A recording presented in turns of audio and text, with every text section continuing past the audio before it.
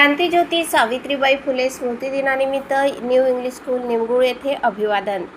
धुळे जिल्ह्यातील निमगुळ येथील new English स्कूलमध्ये दिनांक 10 मार्च रोजी क्रांतीज्योती सावित्रीबाई फुले यांच्या स्मृतिदिनानिमित्त अभिवादन कार्यक्रम आयोजित करण्यात आला. कार्यक्रमाची सुरुवात सावित्रीबाई फुले यांच्या प्रतिमेचे पूजन करून करण्यात आली. कार्यक्रमाचे सूत्रसंचालन मनोज अहिरे सर यांनी केले.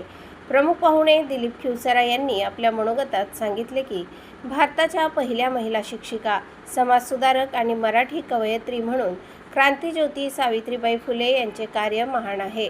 पूर्वीच्या काळात भारतीय स्त्रियांना शिक्षणाचा अधिकार नव्हता. चूल आणि मूल यापुरतेच त्यांचे आयुष्य मर्यादित होते. मात्र सावित्रीबाई फुले यांच्या कार्यामुळे आज स्त्रिया शिक्षणाच्या बळावर सर्व क्षेत्रात पुरुषांच्या खांद्याला खांदा लावून काम करताना दिसतात. आज स्त्रिया राष्ट्रपती, पंतप्रधान, मुख्यमंत्री, पोलीस अधिकारी, जिल्हा परिषद अध्यक्ष तसेच सरपंच अशा विविध पदांवर कार्यरत आहेत. हे सर्व सावित्रीबाईंच्या शिक्षण प्रबोधनाच्या कार्यामुळे शक्य झाले आहे. त्यांच्या विचारांचा उत्सव मोठ्या जोमाने साजरा झाला पाहिजे आणि त्यांचे विचार घराघरात पोहोचले पाहिजेत, असे त्यांनी सांगितले.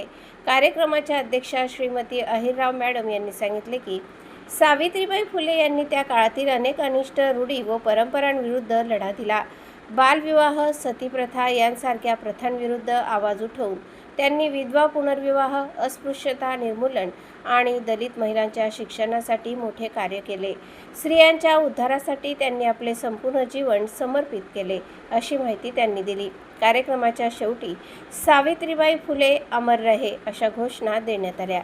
या कार्यक्रमास प्राचार्य SM Bhavsar sir, Badane sir, Desale sir, Sali sir, Lohar sir, Shrimati GD Patil madam तसेच विद्यार्थी मोठ्या संख्येने उपस्थित होते.